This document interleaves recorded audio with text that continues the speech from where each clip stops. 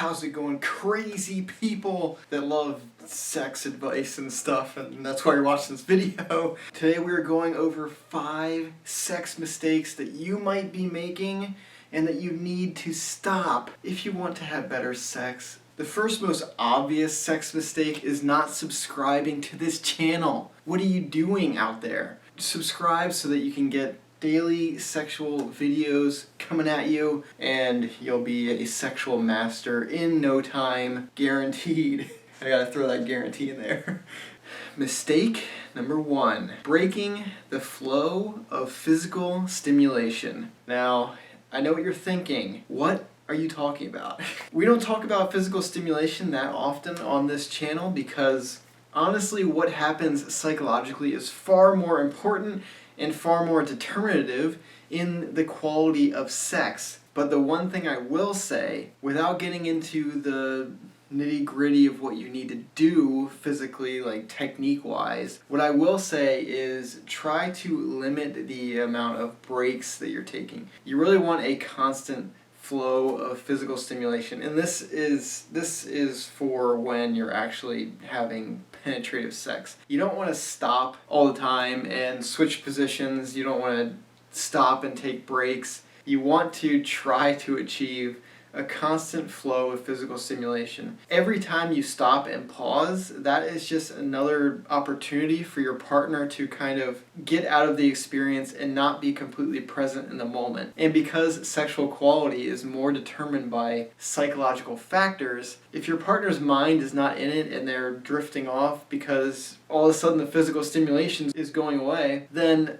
that is going to reduce the pleasure of that sexual experience. Now, you can switch positions during sex, but try not to break the flow of physical stimulation as much as you possibly can. Any interruptions are not going to be good. Sex mistake number 2 is being silent and just laying there and letting your partner do everything and not making a sound. Everyone wants feedback while they are having sex. Otherwise, the message you are sending to your partner is that they suck and they're not good at pleasing you in bed sexually. So give your partner some sort of feedback. If you can't muster the courage to actually talk and dirty talk and tell them what you were liking about the experience, then just breathe heavier if you like something, moan, do some sort of body language, don't just lay there. You don't want to be sending the message to your partner that they're doing something wrong, especially if it is not something they're doing wrong, because you're kind of discouraging them from wanting to have sex with you because they feel incompetent. So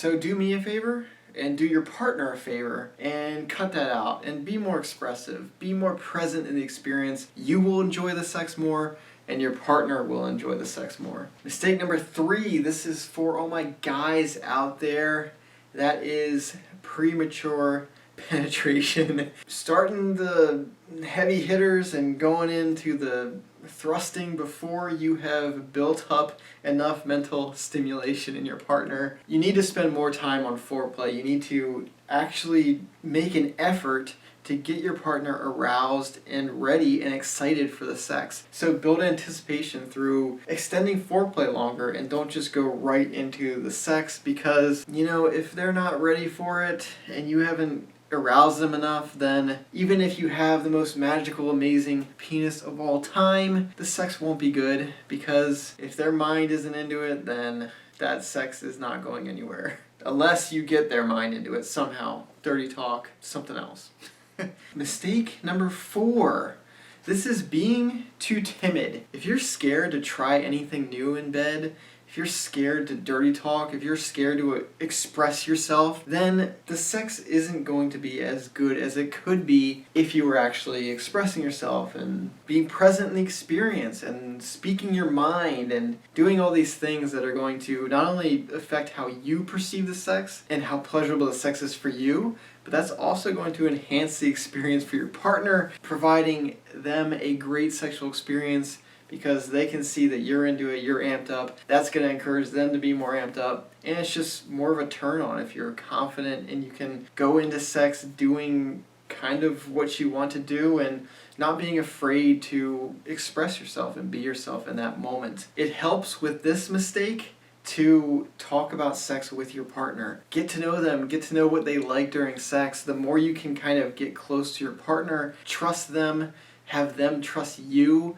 the more able you are to kind of be free and lose yourself into that sexual experience, because you won't be worried about being vulnerable and being insecure and being anxious about that experience. So do the groundwork, get to know your partner, make sure they know you, and then do your thing, be expressive, don't be shy, get in there and have fun, you know?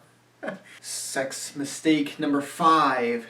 This may be contrary to a lot of advice you may have heard, but that is to not masturbate too much. And you know what? You can just stop masturbating altogether if you want. Listen, we have all probably masturbated enough in our lifetimes to know what makes us tick, and so for that reason, you don't need to masturbate anymore, or at all, really. People always kind of go with the angle of masturbation is, oh, it's exploratory and we can find out about our bodies and stuff. So if you haven't masturbated at all, then yeah, that could help you, and it probably would help you.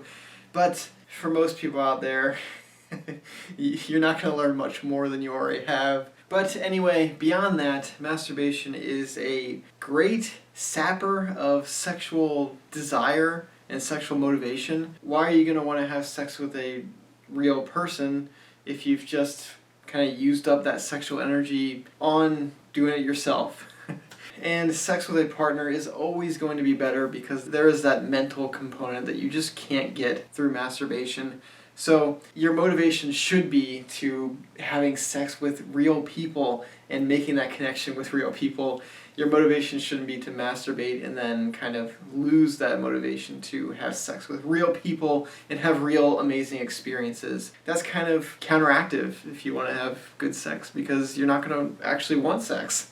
So those are 5 random sex mistakes that you might be making, but you can easily fix and get rid of, so you're welcome, I guess. If you like this video, please consider subscribing. I do daily videos, daily sexual content, giving you advice and stuff that you need to know to have better sexual experiences. If you like this video, leave me a like, leave me a comment. I will answer as many as I can, or respond to as many as I can, I guess. But thank you so much for watching. Hope you enjoyed the video, and I hope to see you in the next one.